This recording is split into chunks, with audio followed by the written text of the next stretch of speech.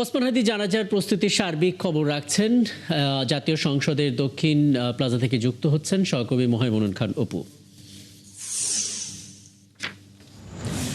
এর আগে আপনার সঙ্গে কথা হচ্ছিল এবং যখন আসলে কথা বলছিলেন তখন আমরা চারপাশে নিরাপত্তা কর্মীদের দেখছিলাম, আইন শৃঙ্খলা বাহিনীর সদস্য সহ নজিরবিহীন নিরাপত্তা বলয় সেখানে আছে এবং এরপর ধীরে ধীরে হয়তো রাজনৈতিক দলগুলোর নেতাকর্মীরা এখানে আসতে শুরু করেছেন, কারণ আমরা খবর পাচ্ছিলাম শাহবাগ থেকে অনেকেই আসলে এই উদ্দেশ্যে যাত্রা শুরু করেছেন এবং হয়তো কেউ কেউ পৌঁছে গেছেন।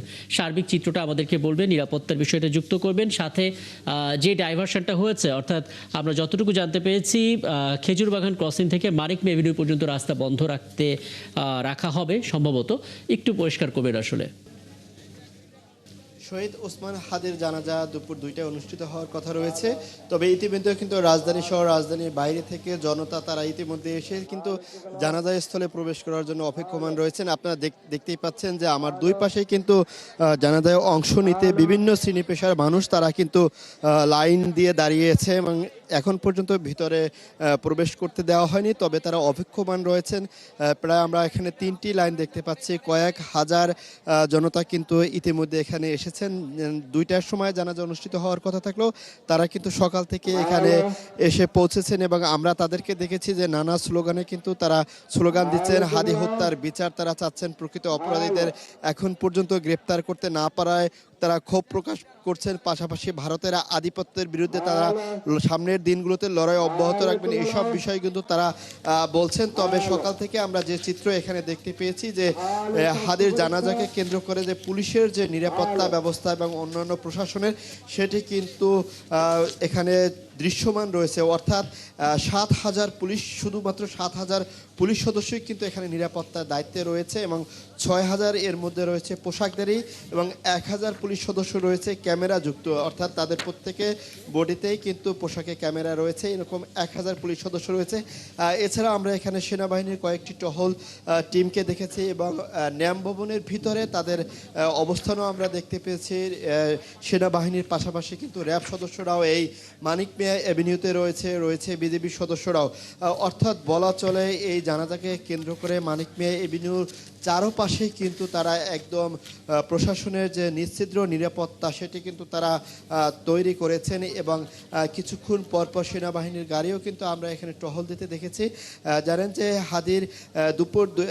শহীদ হাদির মরদেহ দুপুর 2টা নাগাদ সংসদ ভবনের সামনে যে দক্ষিণ প্লাজা সেখানে আনার কথা রয়েছে এবং 2টাতে জানাজা অনুষ্ঠিত হওয়ার কথা রয়েছে।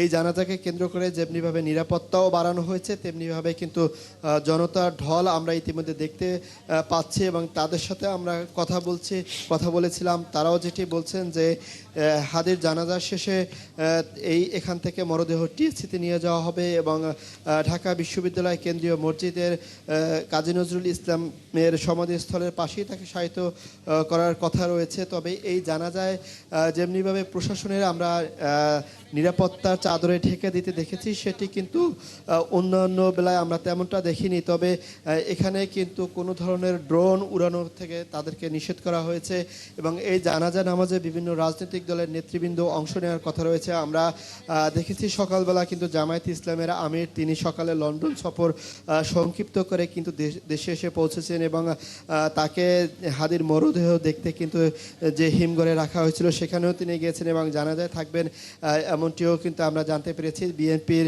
নেতৃবৃন্দেরও থাকার কথা রয়েছে। সর্বস্তরের মানুষ কিন্তু এই জানাজায় অংশগ্রহণ করবেন। ইতিমধ্যে আপনারা এই ছবির মাধ্যমে দেখতে পাচ্ছেন যে এই সকাল থেকে তারা কিন্তু এই সংসদ ভবনের দক্ষিণ প্লাজার সামনে প্রবেশ করার জন্য কয়েকটি লাইন দিয়ে রেখেছেন এবং এখন পর্যন্ত কিন্তু তাদের ভিতরে প্রবেশ করতে অনুমতি দেওয়া হয়নি, তবে তারা অপেক্ষমান রয়েছেন। তবে সকাল থেকে আমরা শুধু নিরাপত্তার বিষয়টিও দেখেছি তেমনি তারা এই জানাজায় অংশ নিতে এসেও কিন্তু তারা ক্ষোভ প্রকাশ করে বলছেন যে এতদিন হয়ে যাওয়ার পরও প্রকৃত খুনি এখন পর্যন্ত কেন গ্রেপ্তার হয়নি, খুনি কি আসলে ভারতে গিয়েছে কিনা এবং ভারতেরও কিন্তু তারা কড়া সমালোচনা করছেন। বলছেন যে সেদেশে বসেই কিন্তু এসব পরিকল্পনা করা হচ্ছে, এমন ক্ষোভ কিন্তু তারা এই জানাজা নামাজে অংশ নেওয়ার পূর্বেও কিন্তু তারা প্রকাশ করছেন এবং এই মানিক মিয়া এভিনিউতে খণ্ড খণ্ড মিছিল নিয়ে কিন্তু তাদেরকে আমরা আসতে দেখেছি এবং তাদের এই যে জনস্রোত সেটি কিন্তু এখন পর্যন্ত আসছে। এটি বেলা গড়ার সাথে সাথে এই মানিক মিয়া এভিনিউ কানায় কানায় পরিপূর্ণ হয়ে যেতে পারে এমনটি কিন্তু তারা বলছেন। তো এই ছিল সবশেষ খবর। আমি আসলে অপু আপনার মাধ্যমে দেখতে পাচ্ছিলাম যে সারিবদ্ধভাবে আসলে অপেক্ষমান মানুষ রয়েছেন, অর্থাৎ জানাজা যদি দুটাই হয় এবং এই মুহূর্তে আমরা দেখতে পাচ্ছি 11টা 6 বাজে, তার মানে কতটা আবেগ থাকলে আসলে এইভাবে দাঁড়িয়ে অপেক্ষা করে এটা বোঝাই যায়। এবং নিশ্চয়ই আপনার মাধ্যমে সেই ছবিগুলো এরপরে যখন আসবো তাদের কথাগুলো সরাসরি হয়তো শুনতে পারবো, এবং পুলিশ সহ অন্যান্য আইনশৃঙ্খলা বাহিনীর উপস্থিতি তো আমরা দেখতেই পাচ্ছি। নিশ্চয়ই আরও কথা হবে পরবর্তীতে। আমাদের সঙ্গে যুক্ত হয়েছিলেন সহকর্মী মোহাম্মদুল অপু।